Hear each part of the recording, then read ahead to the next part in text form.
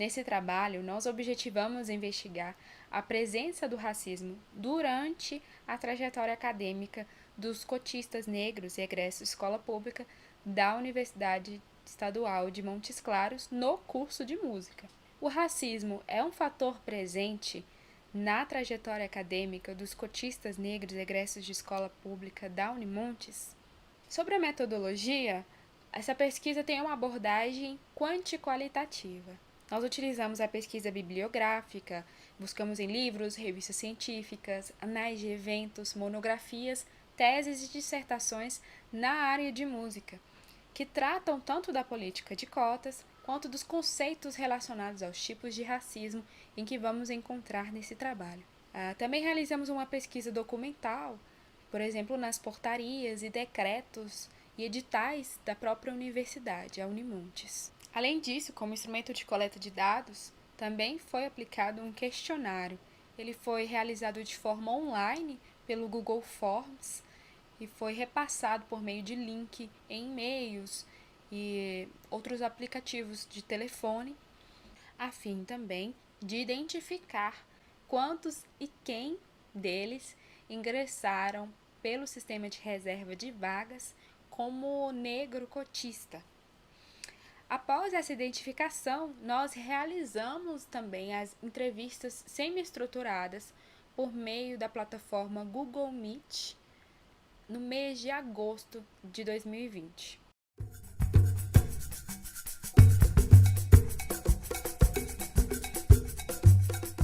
José Jorge de Carvalho, no seu livro Inclusão Étnica e Racial no Brasil, ele aborda não só questões sobre a política de ações afirmativas no Brasil, mas também sobre o racismo acadêmico, em que ele diz que é crônico e é presente nas nossas universidades.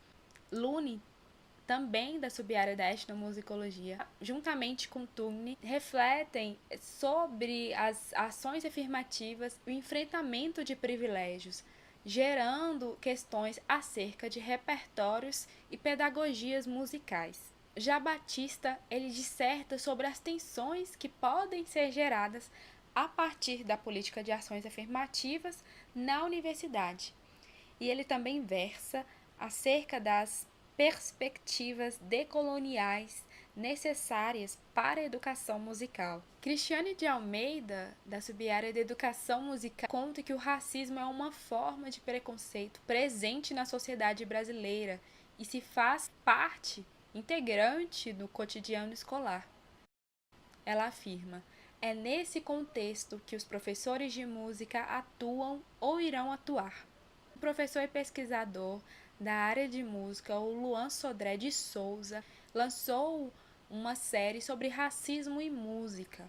Ele reflete sobre o racismo estrutural e os seus impactos na educação musical. Para ele, a violência simbólica na área musical se faz presente a partir das estruturas que são sustentadas na ideia de música universal, enquanto juízo de valor, em decorrência da depreciação da música produzida por corpos negros, reproduzindo dessa forma um racismo chamado epistemológico.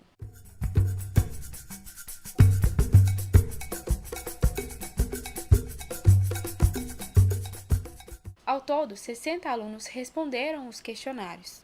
Tomando esse número como 100%, apenas 11,7% dos acadêmicos se autoidentificaram como cotistas negros.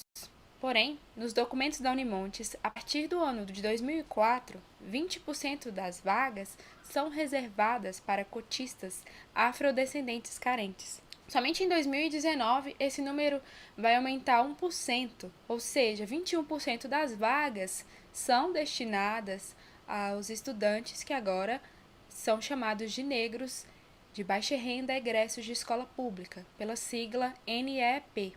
Bem, depois do questionário, nós realizamos as entrevistas com os estudantes que se declararam cotistas negros. Aqui nesse trabalho, nós vamos abordar sobre 3 das entrevistas que foram analisadas. Também vamos utilizar nomes fictícios para esses estudantes, a fim de preservar a identidade deles, como foi acordado no termo de consentimento livre e esclarecido.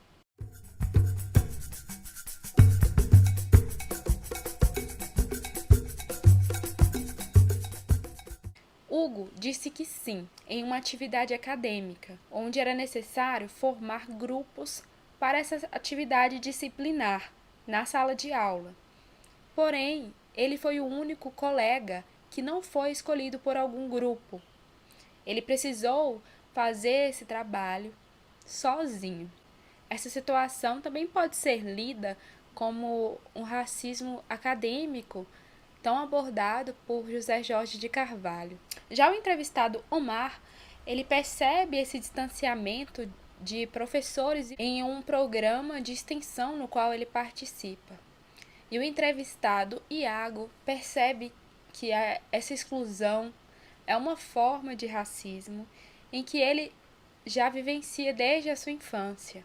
Iago continua dizendo que ele até consegue entrar nos programas, nos projetos acadêmicos, mas ele sente que nesses espaços a sua voz não é válida.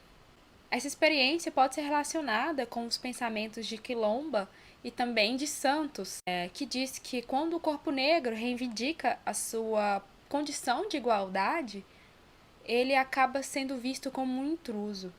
E Quilomba afirma o seguinte: nessa dialética, aquelas e aqueles que são ouvidas ou ouvidos são também aquelas ou aqueles que pertencem. E aquelas e aqueles que não são ouvidas se tornam aquelas ou aqueles que não pertencem.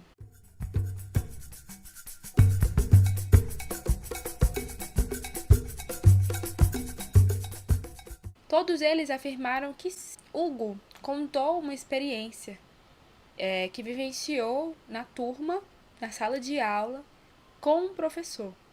Ele conta o seguinte: eu posso falar o que ele falou. Assim, quando ele ou ela foi dar um exemplo, ele me usou como exemplo. Aí ele falou assim: esse menino aqui rouba. Bem, Hugo contou que ele não era o aluno mais próximo do professor e que ele preferia que o professor usasse outra pessoa, ou melhor, outro exemplo. Omar disse também que ter presenciado comentários racistas, tanto por parte de professores quanto de colegas do curso, e que normalmente ele é vítima desses comentários. Iago vivenciou uma situação em que podemos relacionar tanto ao racismo epistemológico quanto à intolerância religiosa. Ele contou que tudo começou no seu primeiro dia de aula, onde todos estavam na sala e cada colega ia à frente para tocar uma música. Tinha um professor também na sala. Ele conta o seguinte: aí o primeiro dia. Quando você chega no lugar, você percebe os olhares. Eles te olham de uma maneira diferente. Vários questionamentos no olhar. E aí surge uma questão, onde o professor pediu para a galera tocar a música, né? E quando todo mundo tocou, todo mundo aplaudiu. Tal, legal. Aí chegou a minha vez e eu toquei uma música, que não é uma música de religião de matriz africana, mas que faz referência direta. Uma pessoa negra cantando um tipo de música. E é isso, se for comparar esteticamente, é uma música que foi composta por uma pessoa branca, classe alta, era uma bossa nova, E aí ninguém me aplaudiu. Acho que começa aí.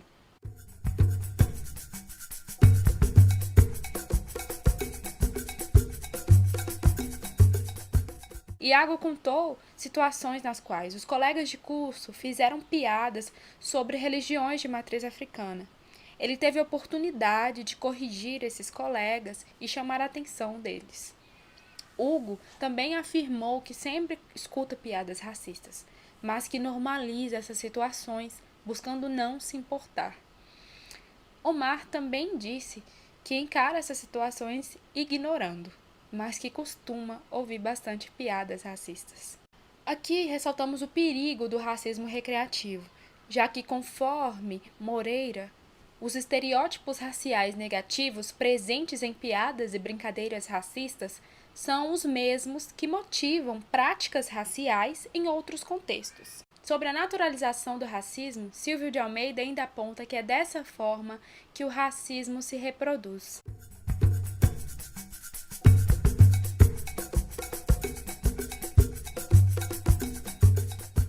Essa resposta também foi unânime. Os 3 acadêmicos disseram que sim, já foram vítimas de um racismo velado no curso. Omar compartilhou um exemplo. Às vezes, chegava com Black Power bem abertão, e alguns professores assim. Às vezes era triste mesmo. A pessoa te olhava de cima a baixo, como se aquele não fosse o seu lugar. Alguns professores tinham esse comportamento. Assim, para mim, no momento não foi um choque. Muitas vezes, sabe? O olhar da pessoa você percebe.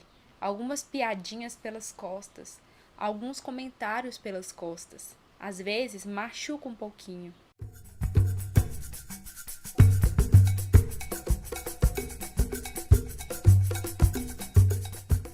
Hugo e Omar responderam que eles reagem ao racismo ignorando essas situações. Porém, Hugo costuma dialogar nas situações em que ele não é a vítima, mas que apoio mesmo ele não vê acontecer. Omar comentou que ele até dialogou com as pessoas que o insultaram por causa do seu cabelo. E Iago costuma reagir ao racismo falando, dialogando, conversando, pesquisando e se informando. Ele recebe apoio de alguns colegas e amigos, mas ele se apoia mesmo na sua família.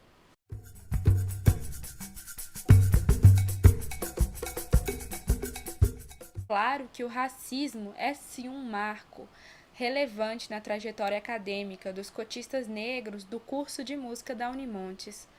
O racismo epistemológico, o racismo velado, o racismo recreativo, o racismo institucional e o acadêmico foram alguns dos tipos de racismo que nós encontramos até agora nesse trabalho.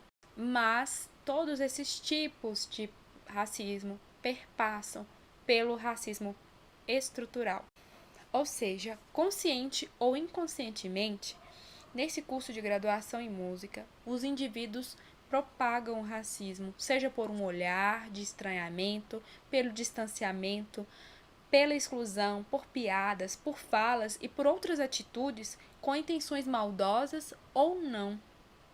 Acabam por machucar e excluir pessoas negras, marcando as trajetórias acadêmicas desses estudantes e, por que não, marcando as suas vidas.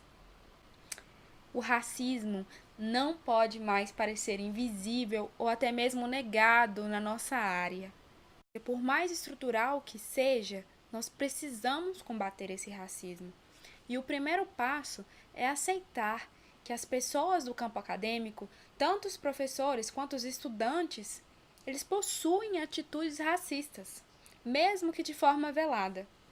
E o segundo passo é mudar, é na prática, construir com esses estudantes de música, com as instituições de ensino de música, um ambiente onde haja pessoas antirracistas, que apoiam a luta antirracista, que acolham de forma efetiva as pessoas negras e a cultura negra.